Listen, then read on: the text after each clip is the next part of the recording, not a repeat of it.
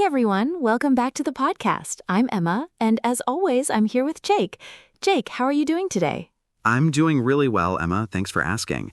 I had a pretty relaxed morning, which honestly doesn't happen that often, so I'm in a great mood. Oh, I love that. A relaxed morning can really set the tone for the whole day, right? It kind of decides how the rest of your day goes. Exactly. When I have a slow, calm morning, I feel like I can handle anything. But when I wake up late and I'm rushing around, running around like a headless chicken, the whole day just feels off. Running around like a headless chicken. I love that expression. So for our listeners, that means being very busy and disorganized, kind of panicking and moving in all directions without really getting anything done. Yeah, that's exactly it. And I do that way too often, honestly.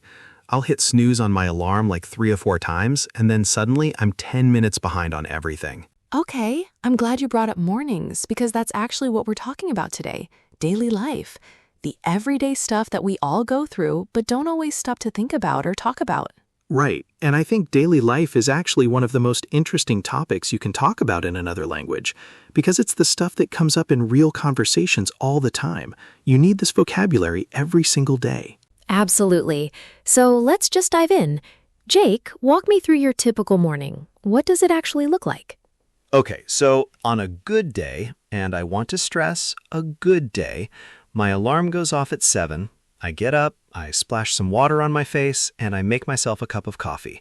That first cup of coffee is basically sacred to me. Sacred, meaning like very important, almost like a ritual, right? Exactly. It's a ritual. I sit down with my coffee, sometimes I look out the window for a few minutes, and I just kind of ease into the day. Ease into means to start something slowly and gently, rather than jumping straight into it. I love that you explained that naturally. And I'm the same way. I really need that quiet moment in the morning before the world starts demanding things from me. Otherwise, I feel like I'm already behind before I've even started. Yes, that feeling of already being behind, that's the worst. And once you feel that way, it's hard to shake it off. Hard to get rid of that feeling for the rest of the day. So what happens after the coffee? Do you eat breakfast, or are you one of those people who skips it? I try to eat breakfast, but I'll be honest, probably 3 or 4 days a week I just skip it because I run out of time. I know everyone says it's the most important meal of the day, but sometimes a granola bar in the car has to be good enough. I feel that. I used to skip breakfast all the time and then wonder why I was starving and kind of grumpy by 10 in the morning. Now I at least try to eat something small, even just some yogurt or a piece of toast. That's smart. I think the key word there is try. We all have these ideal versions of our mornings in our heads, and then reality looks a little different. So true. Now, do you have a commute? Like, do you travel to work or do you work from home? I work from home most days, which is great in some ways, but honestly challenging in others. The commute is 0 minutes, which sounds amazing, and it is, but the line between work and home life gets really blurry. Blurry meaning it's not clear, the edges kind of fade together. That's such a common thing people talk about with working from home. How do you deal with it? Like, how do you separate work time from personal time? I try to have a kind of fake commute. So I'll go for a short walk in the morning, come back, and then sit down at my desk. It sort of tricks my brain into thinking, okay, now it's work time. And then at the end of the day, I do the same thing. I go for another short walk to end the workday. Oh, I've heard people talk about that, and I think it's a brilliant idea. Your brain needs those signals, those little cues. Cues meaning hints or triggers. Just switch between different modes. Exactly. Without those cues, I'd probably just sit at my laptop until midnight and call it productivity. And is it actually productive, or does it just feel like you're being productive? That is a dangerous question, and I'm not going to answer it. Fair enough. Okay, so what about the afternoon? What does the middle of your day look like? The afternoon is usually my most productive time, actually. I tend to hit my stride, reach that good pace where everything is flowing, around 1 or 2 in the afternoon. So I try to save my harder tasks for then. That's interesting, because I'm actually the opposite. I'm a morning person. I get my best thinking done before noon, and then after lunch, I kind of crash a little. The post-lunch crash is very real. I think there's even science behind it. Your body is putting energy into digesting food, and your brain just wants to slow down for a bit. Right. And sometimes I'll have a short nap after lunch if I'm at home, just like 15 or 20 minutes. In some cultures, that's totally normal. In Spain, they have the siesta, for example. I'm very jealous of that tradition. Can we just normalize afternoon naps everywhere, please? I fully support that movement. But honestly, even just sitting quietly for a few minutes without looking at your phone can kind of recharge you. Recharge, like charging a battery, giving yourself energy again. That's true. I've started doing a thing where I step away from my desk for lunch completely. No laptop, no phone. I actually just eat and, exist for 30 minutes. Just exist. That's a beautiful way to put it. It sounds so simple, but for a lot of people, that's actually really hard to do. It was hard for me at first. I felt almost guilty, like I should be doing something. But I think our culture, especially work culture, kind of teaches us that being busy is the same as being productive. And that's just not true. That's such a good point. Being busy and being productive are not the same thing. You can be extremely busy doing things that don't really matter. And you can also do very focused, meaningful work in a short amount of time. Exactly. Quality over quantity, as they say. Okay, let's talk about evenings. I feel like evenings are where people really differ. Some people are very social, some people just want to decompress at home. What's your evening usually like? I'm pretty much a homebody in the evenings. Homebody meaning someone who likes being at home rather than going out. I enjoy cooking dinner, watching something, maybe reading a bit. I don't go out on weeknights very often. Same, honestly.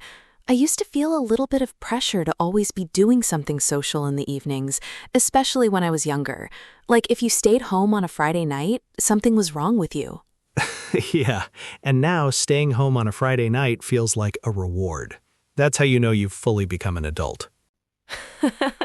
Exactly. Okay, so you mentioned cooking dinner. Do you actually cook, or is it more like heat something up and call it cooking? Somewhere in between, if I'm being honest. I can cook a few things really well, and I rotate through those. I probably make the same 5 or 6 meals over and over again. But I enjoy the process. It's almost like a form of unwinding. Unwinding means relaxing and letting the stress of the day go. I love that. Cooking is therapy almost. I feel the same way. There's something very grounding about it. Grounding meaning it connects you to something real and simple. You're using your hands, you're creating something. Right, and there's an immediate payoff. You cook something, you eat it, it tastes good.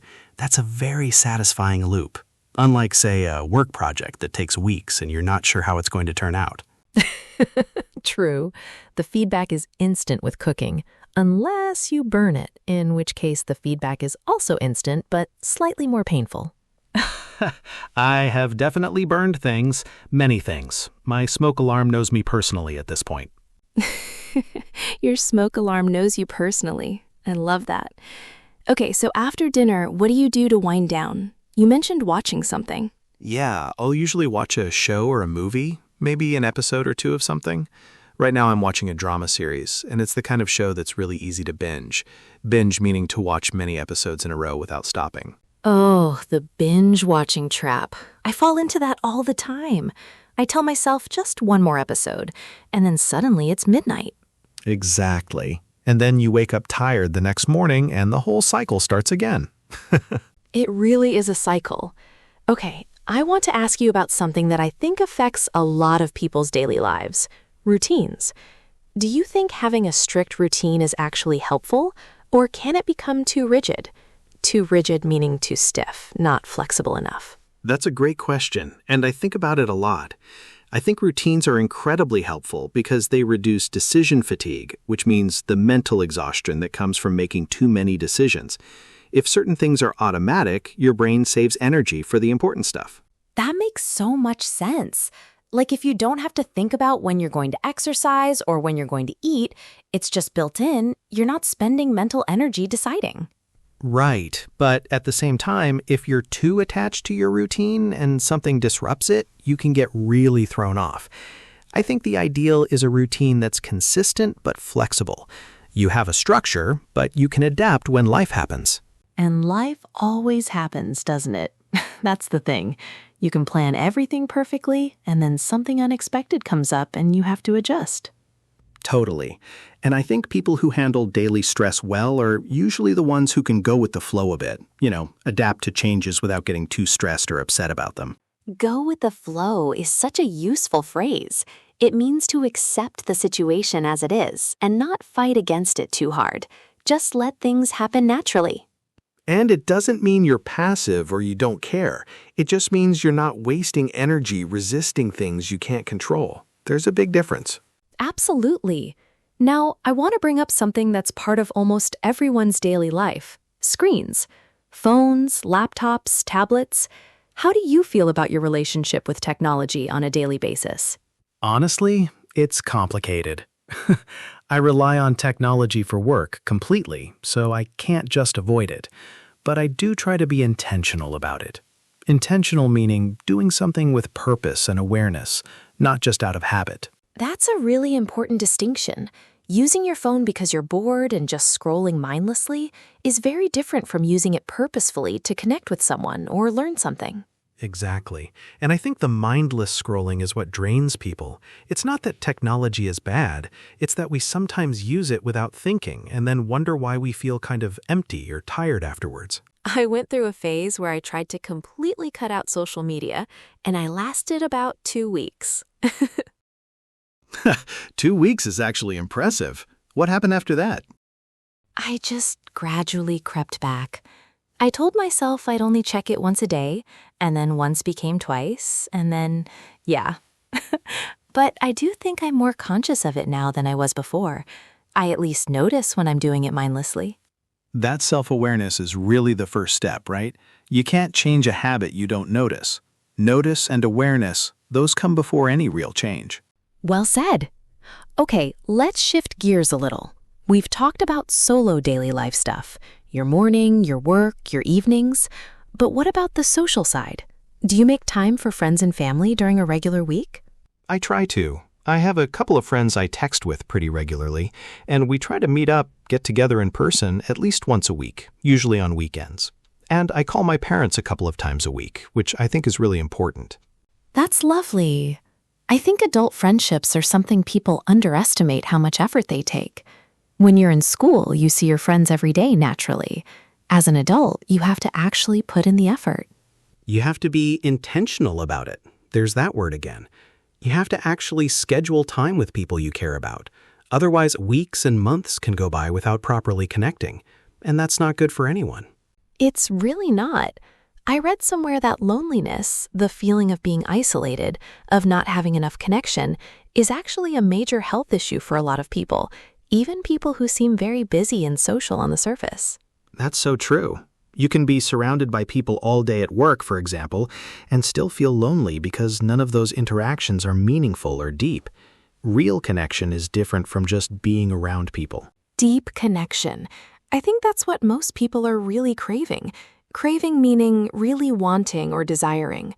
Not just small talk, but real conversation. And small talk serves a purpose, don't get me wrong. It's the social glue that holds daily interactions together. But you need both, the light, easy stuff and the more meaningful conversations. Speaking of small talk, what are the most common small talk topics in English that come up in daily life? Because I know for a lot of our listeners, small talk can actually be one of the trickiest things to navigate. Oh, definitely. I think weather is the classic one. Especially in British English culture, talking about the weather is almost a sport. But also weekend plans, how work is going, what you've been watching lately, food. What did you eat? Do you know any good restaurants? Food is such a good one. It's universal, everyone has an opinion, and it's totally safe territory. Safe meaning it won't offend anyone or create awkward moments. Right, unlike politics or money or, stick to food and you'll be fine. Stick to food. Good advice. Now, what about household chores? Because that's a huge part of daily life that people don't always love talking about, but definitely have to deal with. Ooh, chores. The great equalizer. Nobody loves doing laundry, but it has to get done. I try to do a little bit every day rather than letting things pile up, because when things pile up, it feels overwhelming. Pile up. meaning accumulate, build up over time until it becomes a big problem. That's such a good phrasal verb for this context. Yeah, and it's true for laundry, dishes, cleaning, all of it. If I leave the dishes for 2 days, suddenly the kitchen looks like a disaster zone and it takes forever to deal with. I'm completely guilty of that with cleaning in general. I'll ignore it for a week and then spend an entire Saturday deep cleaning everything and wondering why I let it get so bad. The deep clean Saturday is a cultural institution at this point. Everyone knows that feeling. Okay, what about exercise? Is that part of your daily life or is it more of an occasional thing? It's part of my weekly life, I'd say. Not quite daily, but pretty consistent. I try to go for a run 3 or 4 times a week, and I do some stretching most mornings. I'm not super intense about it, but I've noticed that when I skip it for a week, my mood and energy really take a hit. Take a hit meaning get worse, suffer. That's so relatable. Exercise is one of those things where you never regret doing it, but it can be really hard to motivate yourself to start. Getting off the couch is the hardest part. The activation energy, as scientists would call it, the energy needed to get started is much higher than the energy needed to keep going once you're already moving. That applies to so many things in daily life, actually. Getting started is always the hardest part, whether it's exercise, a work task, a difficult conversation. Absolutely. And I think that's why people find routines helpful, because when something is a habit, you bypass that activation energy. You just do it automatically without needing to convince yourself. That's a really elegant way to think about it. Okay, we're getting close to the end of our episode, but I want to ask you one more thing. What's one small thing in your daily life that you really look forward to? Like a small pleasure that might seem silly, but actually makes your day better. Oh, that's a good one. I think mine is my afternoon tea break. I know it sounds very British, but I genuinely look forward to it. Around 3 o'clock, I make a cup of tea, I sit somewhere comfortable, not at my desk, and I just take 10 minutes for myself. It's a tiny thing, but it feels like a real reset in the middle of the day. I love that. And it's not silly at all. I think those small rituals, those little anchors in the day, are really important for mental well-being. Anchors meaning things that keep you grounded and stable. Exactly. What about you? What's your small daily pleasure? Mine is my evening walk. Even if it's just 20 minutes around the neighborhood, being outside, getting some fresh air, it genuinely changes my mental state. I come back feeling clearer and calmer than when I left. That's beautiful. And it's free. Sometimes the best things in daily life are the simplest and most accessible ones. Couldn't agree more. Jake, this has been such a wonderful conversation. I feel like we covered so much. Mornings, routines, work, evenings, friendships, chores, small pleasures, the whole texture of daily life. It was a great chat. And I hope for our listeners, it showed that talking about daily life in English is actually a really rich topic. There's so much vocabulary and so many natural expressions that come out of just describing your everyday experiences. Exactly. And the best way to get comfortable with this kind of language is to practice talking about your own day, even just to yourself, narrating what you're doing or writing about it in a journal. That's a great tip. Describe your morning out loud in English. Talk yourself through making breakfast. It sounds a little funny, but it really works. It does. Okay, that is going to do it for today's episode. Thank you so much for listening, and thank you, Jake, as always, for being such a wonderful conversation partner. Always a pleasure, Emma. Thanks, everyone, for tuning in. We'll see you next time. Take care of yourselves. Enjoy the small moments in your day, and we'll talk again soon. Bye for now.